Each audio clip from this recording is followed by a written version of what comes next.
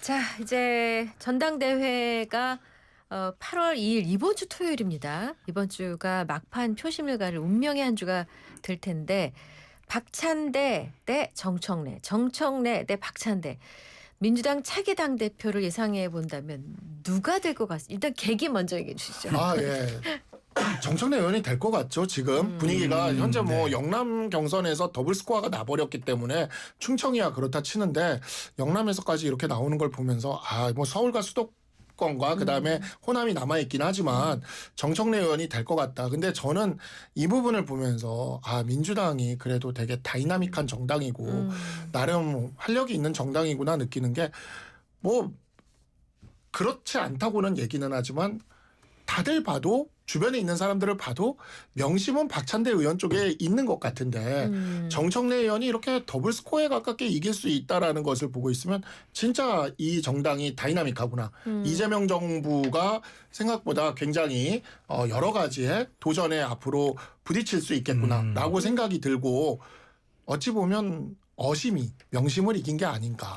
어심. 네, 네. 아니 우리 김조 대변인께서. 박상수 전 대변인님이 타당이다 보니까 우리 당 사정에 대해서 그렇게 잘 아시는 건 아닌 것 같습니다. 네. 명심은 우리 모두에게 있습니다. 오해 안 하셨으면 좋겠고요. 네. 지금 상황 자체는 충청권, 영남권에서 어느 정도 정청래 후보가 좀 네네. 앞서갔기 네네. 때문에 조금 정청래 후보가 조금 앞서가는 그런 분위기다. 이렇게 봐야 될 것 같고요. 다만 박찬대 후보도 굉장히 맹추격을 하고 있습니다. 그래서 아직 시간이 일주일 이상 남았기 때문에 아직까지는 지금 결정된 게 아니다. 네. 마지막에 정말 뚜껑을 다 열어봐야 그때 결정 날 것 같습니다. 저는 근데 경선이 끝나고 나서 네.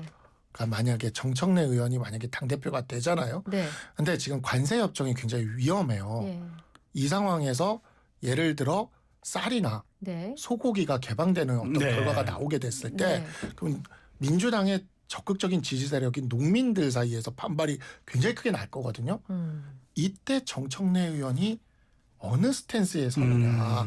저는 그게 굉장히 흥미진진한 지지층이냐 이 대통령이냐. 그렇죠. 그 포인트가 굉장히 이재명 대통령의 초반 집권에 굉장히 또 중요한 그 분수령이 될 것 같다는 그래서 말씀이 나와서 요 질문 한번 드려보려고. 그러니까 원래 박찬대 의원이 처음에는 좀 약간 통합 이런 그러니까 이재명 정부의 이제 실용에 내가 이제 뒤에 우군이 되겠다 이런 식의 얘기를 하다가 최근에 이제 강성 발언 즉 선명성 경쟁이 더 강렬해지고 있는 이런 분위기입니다.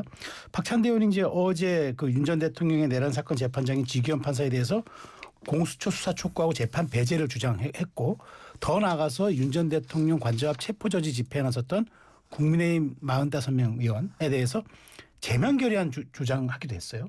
그러니까 이 정청래 의원은 아예 뭐 국민의힘을 정당 해산시켜야 된다 이렇게 얘기를 하는 과정에서 아주 서로 지금 선명성 경쟁이 정말 2차 토론을 통해서 더 세게 붙었는데 그래서 이제 나오는 우려가 이렇게 됐을 때 누가 되더라도 과연 야당과의 관계 회복 탄력성이 가능하겠냐 이렇게 나가버리면은 이런 우려가 사실 있더라고요. 아니 뭐 아무래도 지금 우리 당원대 자체가 민주당원 그리고 대의원 그다음에 여론조사 자체도 민주당 지지층을 상대로 여론조사하는 겁니다. 그러면 민주당 지지층은 사실은 아직 윤석열 정부의 그러한 어떤 불법 계엄 그다음에 반성하지 못하는 국민의힘에 대해서 좀 더 성찰과 심판을 해야 된다는 정서가 크고 그러한 유권자를 대상으로 하다 보니까 메시지가 그렇게 타켓으로 나가는 게 저는 당연하다고 생각합니다. 다만 정말 당대표가 되면 정부 여당의 당대표지 않습니까? 네. 강변 일변도로는 협치를 할 수 없기 때문에 당대표가 됐을 때는 어느 정도 좀 노선 정리가 노선 수정이 필요하지 않을까 그렇게 조심스럽게 예측해 봅니다. 근데 그런가 하면 강선호 장관 후보자 사퇴 촉구 글도 박찬대 의원이 딱 그 시간쯤에서 올렸던 게 당원 커뮤니티 등에서 논란이 컸다고 들었어요. 그래서 더 강수를 선택하는 건 아닌가. 그래서 그런 얘기했더라고요. 아이고 강선우 후보자에 대해서 임명을 좀 신중하게 봐야 된다는 그런 의견을 박찬대 후보는 그 전부터 얘기했고요. 그렇게 얘기한 부분은 일종의 어떤 악역을 자처했다. 이재명 정부의 부담을 덜기 위해서 민심을 전달하는 그러한 역할도 한 거기 때문에 그것 때문에 어떤 영향을 받아서 지금 강성 발언을 한다. 그건 좀 아닌 것 같습니다. 본인의 소신이었던 것 같습니다. 알겠습니다. 예. 자, 국민의힘 상황도 좀 살펴보겠습니다. 한동훈 전 대표가 불출마 선언했습니다. 박상수 대변인의 예측이 맞았습니다. 전략적 모호성을 유지하다가 결국에는 아마 안 할 것이다라고 했는데 미리 알고 계신 거 아니셨어요? 아니, 근데 역시 측근이 맞긴 하네요. 저는 이제 불출마하셔야 된다는 의견을 계속해서 드렸기 때문에 네, 예, 그걸 좀 바란 것도 있었죠. 네. 불출마되기를. 그런데 이제 저 메시지가 조금 우리 해석을 나왔어요. 그러니까 국민의힘의 극우정당 움직임이 심각하고 극우가 막아야 되고 연대까지도 필요하다 이렇게 얘기를 했단 말이에요. 네. 그럼 앞으로 향후 행보가 그럼 방향성이 뭐냐? 뭐 정치 플랫폼 얘기도 있고 하방 얘기도 있는데 조금 측근이시니까 좀 구체적으로 좀. 그러니까 말씀 좀. 사실 네. 민주당 전당대회에서 우리 당을 지금 위원정당 해산시켜야 된다는 이야기를 너무 노골적으로 하고 있지 않습니까? 네. 이러한 부분들에 있어서 우리 당은 어쨌든 우리나라의 한국 정치의 양 날개 중에 한 축을 담당하는 보수 정통 정당입니다. 근데 이런 당을 해산시키는 거는 무슨 일당 독재를 하겠다는 건지. 근데 어쨌든 그런 빌미는 주지 않아야 되고 그러기 위해서라도 한동훈 대표가 혼자 나서서 무엇을 한다기보다는 이와 같은 반극우 그리고 개혁 보수의 연대를 만들겠다. 그 연대를 만들어서 그래서 지금 사실 우리 전당대회에서도 지금 반극우 개혁 보수를 내세우는 후보는 복수로 있지 않습니까? 예를 들어 뭐 조경태 의원이라든가 안철수 의원이라든가 누구 한 명에게 힘을 실기보다는 이들을 다 엮어내는 연대를 만드는 일종의 그 씨앗으로서의 역할을 하겠다. 왜냐하면 지금 우리 당은 생존, 존재 그 자체에 지금 상황에 걸려 있기 때문에 여기서 누구냐 아니냐를 가지고 하는 거는 사실 큰 의미가 없는 것 같아요. 그리고 그런 과정에서 어찌 보면 가장 어떤 그런 개혁의 연대에서 가장 지분이 큰 한동훈 후보가 출마하지 않음으로써 이 연대를 완성시키는 그것을 지금 시도하고 준비하고 있다. 당 밖에서 당 밖에 아니라 지금 당에서 하고 있는 거죠. 당 안에서 우리 다 당원인데요. 예. 당에서 하고 있는 거죠. 알겠습니다. 네. 자, 국민의힘 당대표 선거에 출마를 선언한 김문수 전 고용노동부 장관하고 장동혁 의원이 전한길 씨 등이 진행한 유튜브 방송에 출연 제안을 받았는데요. 장동혁 의원은 출연하겠다. 김 전 장관은 고민 중이다. 이 온도차가 있습니다. 또 전한길 씨가 이 국민의힘에 입당한 사실이 알려졌을 때 김 전 장관은 포용하자라고 했습니다. 근데 이제 전한길 씨는 윤허개인이라든가 부정선거 음모론에 대해서 주장을 하고 있는 상황이라 굉장히 논란의 중심에 있는데요. 자, 지금 국힘당 대표 후보의 이 전한길 씨 유튜브 출연과 관련해서 어떤 의견을 갖고 계세요? 당연히 좀 바람직하지 않다고 생각을 하고요. 이러한 부분들이 지금 소위 민주당에 가까운 언론들에서는 친길 반길이라는 이야기까지 하면서 지금 보도를 하고 있더라고요. 네. 근데 이런 식으로 우리가 정통 보수 정당인데 네. 이렇게 이분 한 명으로 인해서 친길 반길로 이렇게 나눠지도록 비춰진다는 것 자체가 굉장히 수치스러운 일이고 이러한 부분들에 있어서 우리 당이 앞으로 극복해 나가야 되는 지점이다. 라고 생각을 하고 있습니다. 그래서 그 부분에 있어서 바람직하지 않다고 봅니다. 민주당에서는 이 이른바 친길 반길 논란 보면서 국민의힘의 이번 전대 흥행 가능성에 대해서 어떻게 보고 계세요? 뭐 흥행은 둘째치고 네. 어떻게 저렇게 정신을 못 차리고 헤맬 수가 있나. 사실은 뭐 방송을 보는 대부분의 시청자들 정치권에 있는 모든 인사들이 아니 전직 대통령이 탄핵이 됐고 그다음에 대선에서도 폭삭 지고 지금 지지율이 뭐 17% 정도라고 하는데 아직도 반탄, 찬탄, 이타령을 하고 있으니까 얼마나 기가 막힙니까?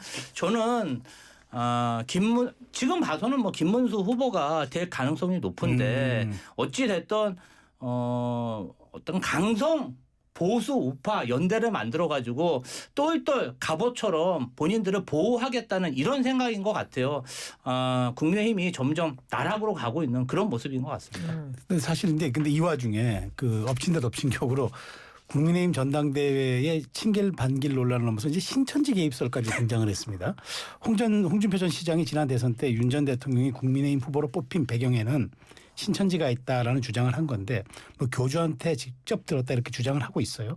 그때 이제 윤 전 대통령이 이제 그 압수수색을 하지 못하게 했던 것에 대한 보훈이다. 그래서 책임당원으로도 지금 상당수 활동하고 있다.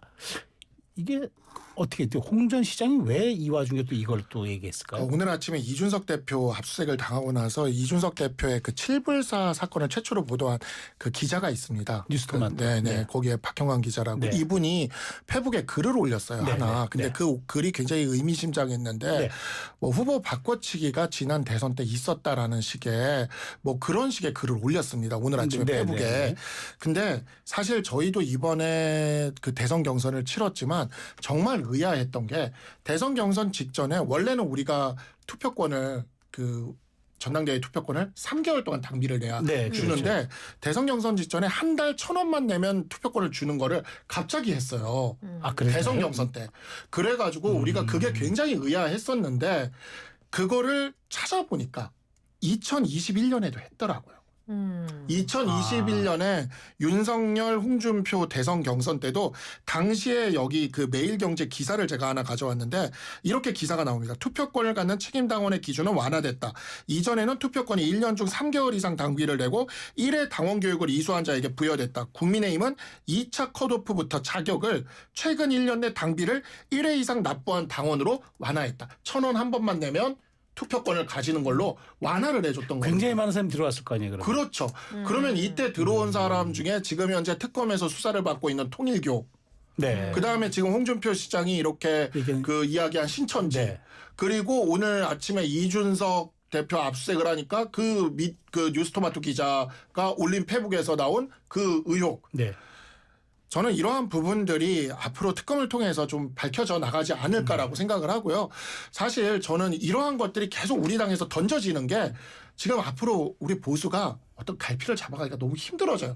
그래서 특검이 정치적이지 말고 진짜 법적으로 이러한 부분에 있어서는 그냥 정확히 수사해서 책임질 사람은 책임지도록 하고 확실히 선을 긋고 털고 갔으면 좋겠다는 생각이 좀 듭니다. 그 지금 뉴스토마토 말씀하시고 매경 기사 인용한 거 이건 박 대변인의 개인 의견이신 거죠? 기사는 매경 기사는 이 지금 나온 거고 네, 네, 네. 뉴스토마토는 그건 이제 저기가 나온 거죠. 알겠습니다. 오늘 네. 저게 자, 그리고 앞서 그 국민의힘 지지율 17% 말씀하신 엠브레인 퍼블릭 케이스테 리서치 한국 리서치가 지난 21일에서 23일 사이 만 18세 이상 남녀 1,001명을 대상으로 전화 면접 조사한 내용입니다. 중앙 여론조사 심의위원회에 나와 있습니다. 마지막으로 요거 한번 좀 볼게요. 그 지난 주말 국민의힘 당무감사위원회가 6.3 대선 앞두고 벌어진 후보 교체 시도에 대해서 당원 당규 위반한 불법 행위라고 결론을 내렸습니다. 근데 이제 권영세 전 비대위원장, 이양수 전 사무총장에 대해서는 당원권 정지 3년을 내렸는데 근데 권성동 의원은 빼고 이렇게 갔어요. 그리고 김문수 후보도 일부 책임은 있지만 묻지 않겠다라고 했는데 이걸 어떻게 봐야 됩니까? 그러니까 저는 그 당무감사위원회가 정말 상식적이고 법리적인 판단을 했다고 생각을 합니다. 네. 예, 그러니까 유일준 위원장이 정말 그냥 딱 법리에 맞춰서 사심 없이 판단을 한 것 같고요. 네. 이러한 부분에 있어서 정말 새벽에 후보 교체를 정당하다라고 얘기하는 건 정말 우리 정치사에 너무너무 부끄러운 일이었습니다. 그러니까 이 부분에 있어서는 책임을 가진 사람들이 이게 지금 3년 당원권 정지면은요 다음 공천을 신청을 못 해요. 그러니까요. 예, 그래서 이렇게 된 김에 좀 책임을 가지고 이러한 부분에 있어서 지금 누가 책임을 지고 있습니까? 총선에 있어서 최소한 불출마 선언이나 이런 것들을 통해서 우리 당이 쇄신하는 그런 물꼬를 트는 그 계기를 이 당원권 정지의 이 저기를 받은 권고를 받은 이 분들이 좀 해주셨으면 좋겠다라고 생각합니다. 근데 윤리위원회 허들을 통과해야 이게 확정되는 거지 아직? 물론 그렇죠. 네. 물론 그렇긴 한데 사실 그 유일준 당무감사위원장도 법조인이시고 네. 검사 출신이고 네. 그리고 굉장히 강직하신 분이에요. 저도 이제 한 달이 이렇게 바로 잘 알지는 못하지만 어느 정도 아는데 이렇게 굉장히 강직한 분입니다. 그래서 이런 분이 이 정도로 더구나 당무감사위원회 6명 전원 만장일치 네. 결정이거든요. 네. 그러니까 이 정도 결정이면 그냥 정치적 책임을 부담하고 당의 원로로서 용퇴를 하시는 것이 맞지 않을까라고 생각합니다. 알겠습니다. 네, 여기까지 듣겠습니다. 지금까지 김주호 더불어민주당 대변인, 박상수 전 국민의힘 대변인 두 분과 함께했습니다. 감사합니다. 잘 들었습니다. 감사합니다.